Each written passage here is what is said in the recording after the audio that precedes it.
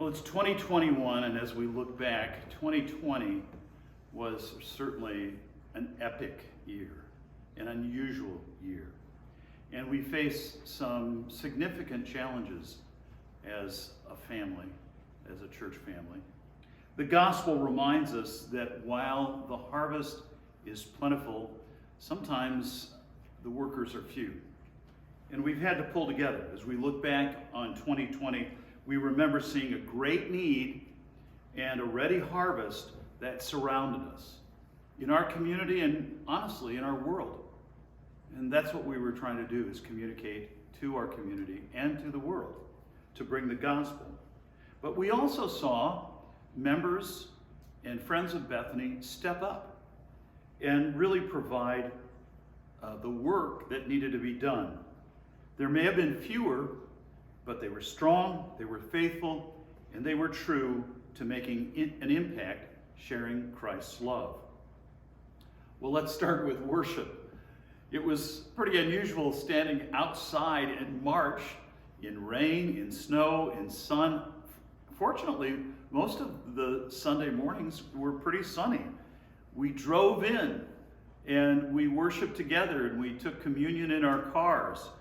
We shared some unique combinations of outdoor drive-in experiences, when opening the park and putting up a tent and people bringing their lawn chairs and having some bands in and some music and a big video screen. It was something else, but it was still a personal experience. Live streams, recordings, radio, individual communion cups, even dogs attended church this year. It's been something. We're thankful for our partnerships with this amazing group of sound technicians that we had and crews that came in, our local radio stations that made sharing the message of the gospel to so many unique and possible in a year that offered so many challenges. And for all of you who kept finding ways to be with us, we remember hope is everything. Speaking of hope is everything, that became a daily devotion on Facebook Live every morning, Monday through Friday at 7:30 a.m., those weekdays. We've done studies, we've done services, we've done special events, everything live stream this year. In the past year, more than ever before.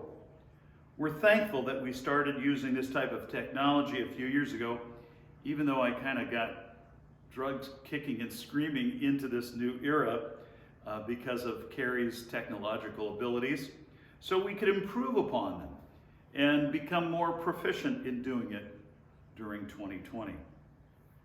Rebuilding Together of LaPorte County helped over 20 homeowners in need, mostly elderly and disabled, with necessary repairs.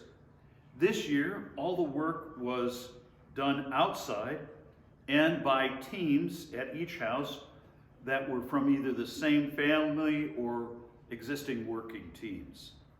Rock the Block backpack giveaway was mostly funded by Bethany, Door Village Church, and our main contributor, American Licorice. Working together, we gave away over 1,200 backpacks to kids in need through a drive-in in the parking lot at church. We rang the bell each week, thanking and appreciating all of our local heroes. First responders and healthcare workers kept us safe during the pandemic and joined us in ringing the bell. Our quilters, who kept on quilting, became mask makers and gown makers as well this year, so we could provide them to local first responder agencies and other nonprofits. We also gave away Tyvek gear, N95 masks, hand wash stations, disinfectant sprays, and more when the items were in short supply for a lot of these workers. Now I'm going to turn it over to Carrie Garwood, who made a lot of the special events come alive for the community. Thank you, Pastor Dennis.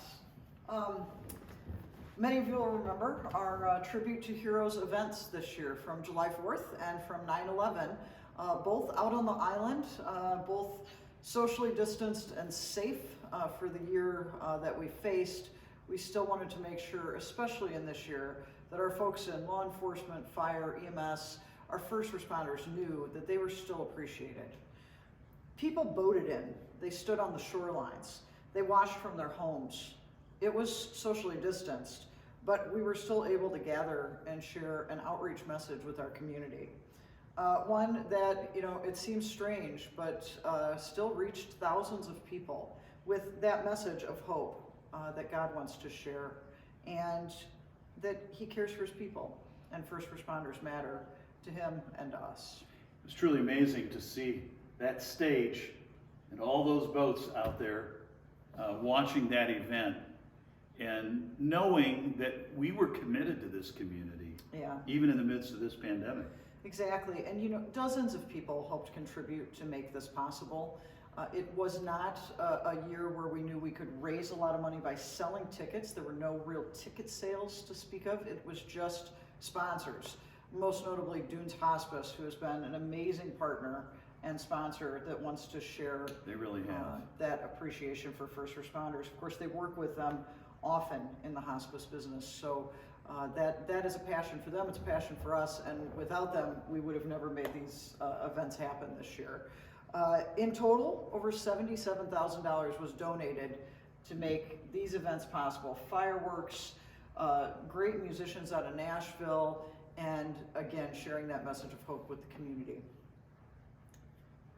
The Christkindl Market came along around Thanksgiving time, and it was during a time of increased COVID numbers, and we really had to, at the last minute, just days before, change our game plan to create that socially distanced, safe environment where an event could still happen. So what happened was we limited the number of people that could be there per hour, restricting it to stay within those guidelines based on COVID recommendations for outdoor events. Everyone was masked. You can see it in the photos. We had this wonderful iceless skating rink that was out there. Plus, it turned out to be a community hit. We extended the time of the event. It would have been a 2-day event. We went to a 3-day event with extended hours to allow less people to come per hour, but still the same amount of people to make it a successful event for those vendors and folks there who depend on it. And that event would have given back money also to the people who provide tents, the people who provide the beverages and the food, the bands that came and played. So for a lot of people that maybe had been out of work, or vendors who hadn't been able to sell their items all year, this gave them a socially distanced, safe way to do it. And people came from all over northern Indiana. They sure did. And Michigan to see this. They did, yes. And I think, again, anyone that was there would tell you that it was well spread out. The timing was fine, and no one felt as though it was an unsafe experience this year. In total, over 2,000 people came over a 3-day period, spread out over about 36 hours of attending period. So, and we kept Christ and Christmas with Christkindl Market. Well, and that that made it into a national publication for the Winter Places promotion that went, actually I think it was global. They had some ideas from other countries on how to share and be with your community during a time where we had to find creative ways to do that. So that Winter Places publication was global, and then it was also in our regional, our Indiana IHCDA, Indiana Housing and Development Authority, featured it just this month as their featured event for Indiana on things that were done over winter. So we're really happy with the people who helped us, who volunteered, who worked at that, and being able to give back that iceless skating and reindeer petting and German food, and it was really a great experience. We look forward to it being an even better event next year. Did you know reindeer fur smells like cinnamon? It does. Ask us about it sometime. And our playground opened this year. Probably the biggest thing. Dennis, I'll let you start. You know, what an amazing thing. You know, we always knew the playground was special because there were kids that would come from all over the neighborhood, all over town to use that playground because there was some handicapped equipment already on there. But the vision was to create a playground for kids of all ages and abilities, and I think that's exactly what happened. Play for All Ages and Ability kicked off on July 5th. Frank Ray and his band were here to play. Community leaders showed up for this event. Our state representative was there. We had a great turnout in the midst of a year when it was deemed safer to be outside than inside. God helped us to provide a place for our community, for our region, for not only our worship, but for kids to come every single day of the week to play.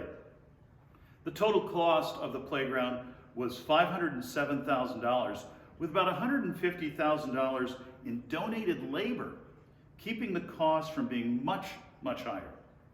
$513,000 was raised, with $25,000 being paid from the church as a part of a refinance program.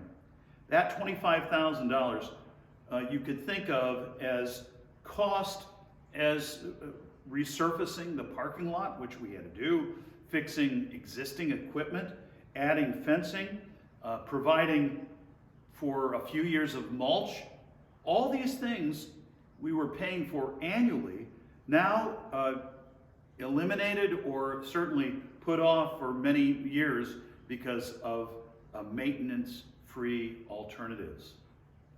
I'm going to let you talk a little bit about the fun of watching what was going on over Right. there at the playground. You couldn't help but enjoy watching the kids use the playground once it opened. You can see, obviously, some of the adaptable equipment, very easily wheelchair accessible, solid surfacing, and kids. I remember the day that this young man came and so much joy. he was just filled with Right. joy, with a splash pad and everything else. And, you know, seeing this, you know, this draw in so many families regionally as one of the few playgrounds that is fully inclusive, accessible, and with that solid surfacing, allowing them to drive in with their vans with special ramps to bring their kids out with wheelchairs and special walkers, and access all of the playground 100%. They could go anywhere on that playground, and that was exciting and very heartwarming to see. So we are glad that so many stepped up to help us provide this for the community. This year was amazing. We can't wait to see how many people are utilizing this next year. Right. And people ask all the time, you know, it's magical seeing these kids play without mobility barriers. But folks want to know, well, how do you pay for this? You know, how was this paid for? That's a lot of money, and how was it raised, and who paid for it? Well, the young gentleman in the middle here, he's one of our contributors. He came over with $20 that he earned from mowing grass and wanted to pay that forward onto the playground for snacks. We did free snacks for kids just based on donations, and he wanted to chip in his hard-earned money to do that. So when we say we have a lot of contributors and that those contributors vary not just in donation size but in stature too, there were some young kids that there was even a reading competition at Boston Yes. before it closed, and That's right. that group of middle school kids gave money towards the support of the playground. Yeah, I think they raised almost $500 I know. for the playground. So that total number of contributors, over 1,000 donations came in. You know, from penny jars to $100,000 donations from the Healthcare Foundation. Those donations continued to come in over about a 2-year period, making the Big playground and small. possible. Big and small, and you can see in this graphic on this side here on the more blue drops of water, splashes. Those are our community sponsored. So those are our community donation. Folks that maybe don't attend church at Bethany, but they are involved, and especially when we do community projects, they see the benefit of that. They give back and help make things like this possible. Listed there would be those community sponsors, $301,000 or 59% of the expense paid for through those community sponsors. And then on the other side, we see our Bethany members, the Bethany Foundation, some individual families or businesses connected, and then the refinance funds we did at the end to utilize for finishing the playground project. Total 41%, or $212,000. That list of names, we have this graphic available. If you're curious, want to see it, you can certainly reach out to us and we'll Share it with your friends. Share it with your friends, Yeah. right? And donations to the playgrounds still help. What that goes towards now would be providing those free snacks all summer. We did hot dogs one day, we do candy, we do drinks, and we try to keep it free. The people who can donate do, and the ones who cannot get a free snack while they're there. And we hope that one day we'll be able to add restrooms over there. Restroom facilities would be great, especially since the city bike path is going to go right past the playground, and it'll be accessible to all those families that come to use the bike path here in LaPorte.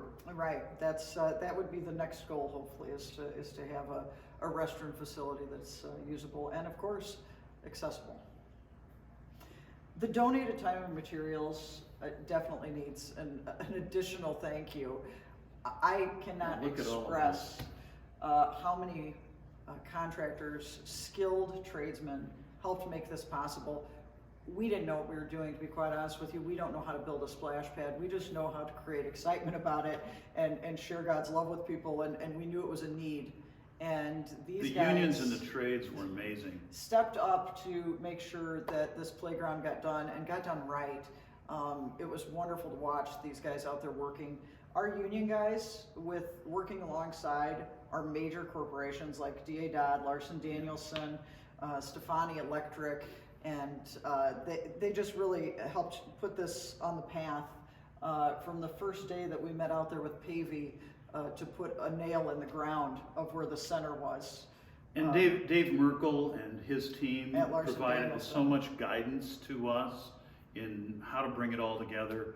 So big shout out to Excellent. Dave for his help on that. And that turns out to be, with that donated time and expertise from folks like Dave and Larson Danielson, about $150,000 worth of donated services, and then that evens out to be about a 50-50 cost. So where a playground like this was built in Portage, Yeah. an inclusive playground without the splash pad aspect, their splash pad aspect was totally separate. It cost them about $700,000. So it was a way bigger expense than what it was for us because of so much donated. And if you think about it, it adds $750,000 asset to the church when you think about the value of that improvement. Yes, that's correct. Head Start. Well, one of the things that we look forward to in the coming year is Head Start being involved here at Bethany. We've talked with them and worked with them closely for the last several months. Head Start of LaPorte County has received a grant for moving to Bethany for their LaPorte classrooms. That would be over 40 children under 5 from low-income families that we could serve as a learning center right here at Bethany each day of the week. Likely to start adaptability construction in the spring and summer. Classes would begin in the fall if all moves ahead at the timetable we're hoping. Again, the pandemic really put a slowdown to this process because we thought they'd be starting early this year. The Jefferson Street property is also of interest to Head Start for younger children. That could begin next fall as well.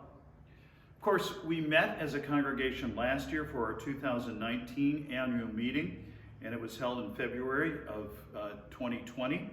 And as you can see on the screen, all the actions took place and those minutes were recorded.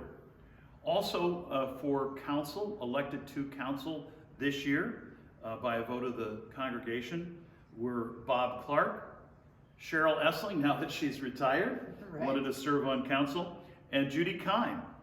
And then for the Bethany Foundation, Russ Klosinski, who's been serving as our treasurer, even as a volunteer for the last year, so we welcome him back.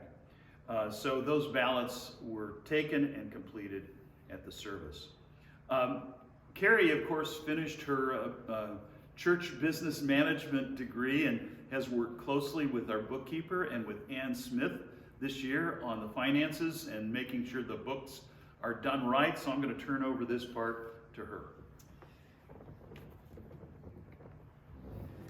So our pledges each year are what we receive as commitments from members that they're committed to giving and being an active part in Bethany, worship, service, learning, and of course all that we do for the community. We couldn't do it without our membership and the great amount of volunteers that we have to make this possible. So this shows our pledged amount. We have 118 givers that have committed so far with the $334,000, and that's just slightly less than last year, which was 122 givers at $360,000. And believe me, there's still time to pledge. In fact, new members, as they join, often make a commitment and a pledge as they become new members of Bethany. And we have several families that have expressed interest in becoming members as a result of our outreach this past year. Correct, and we can send you email links. We know we're kind of at that interim now of getting out of the house, people being vaccinated, and so we can email this information to you and you can send it back to us via email, and hopefully we're going to be seeing you all again at church real soon as these vaccinations come through and the numbers keep going down. That is our slogan, our logo for the year, we are one. And in 2021, we are one. It seems like an even more excellent slogan now. And you know, with the cross, it reminds us, because of what Jesus has done for us, we are brought together and we are really one. We are children of God and members of his family as a result of what happened. And Lent, right now, we're getting ready for Lent to start in just a few weeks. And Easter's just around the corner as we record this. So we look forward to a happy, healthy year as we come back together. That is for sure.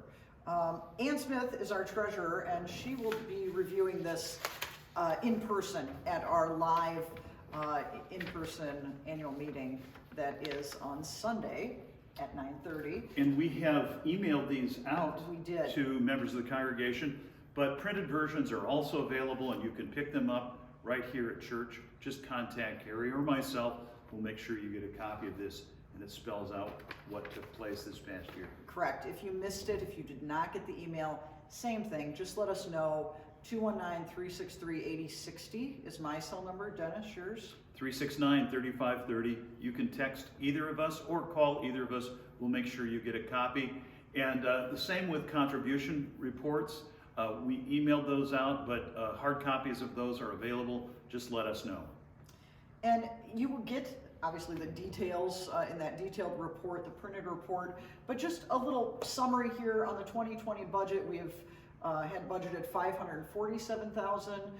The income in 2020 was actually $602,000 some odd dollars, and expenses were $586,000. So that shows you kind of a summary of that, and then the actual expense chart that you see here shows you what we really put back out with our restricted accounts. A lot of what we have come in through restricted funds, things like our Heroes benefits, our social ministry programs where we give money back out to people who maybe they need a hotel, like someone did this weekend for 3 nights because it's pretty cold outside. And the Our First Step Ministries, correct. all of those social ministries, World Hunger, Lutheran all those World things. Relief, things Right. like that. So when we add up those things, put them back in, plus when we put back in the improvements to the playground, this would be how the pie chart comes out of what we spend money on. So you can see 46% is on property, 30% on staff, 17% on outreach, 4% on worship, 2% in office expenses, and 1% on learning expenses. So that's a good visual. I'm a visual person. I like seeing pie charts in pretty colors. The proposed budget, we can see that it's just a 2% increase. Somehow this makes it look way more dramatic than it is. It's not. It's just a little over $11,000 difference. So we did not do any major adjustments to the budget this year, really just kind of compensating for some inflation. So Yeah, and hopefully as we come back together and people get re-inspired to be a part of the church family and the outreach and the mission and the proclamation of the word and the study of the Bible, as we get energized, we'll see us reaching these goals and maybe even exceeding these goals for the coming year. I hope so. I hope so. And then, of course, we would have motions to accept these things at the meeting, so you would see that happen. And that would be a wrap. Thanks so much for being a part of this and watching, and give us some feedback and questions if you have questions. But you know, you are so much a part of what makes this mission happen. Jesus inspiring you, your heart, your family, to help us reach out and proclaim the good news of Jesus Christ to the whole world. And it starts right here in our community. Thanks for joining us. God's blessings. Grab a Faith Over Fear shirt too. If you haven't gotten yours yet, they're $20.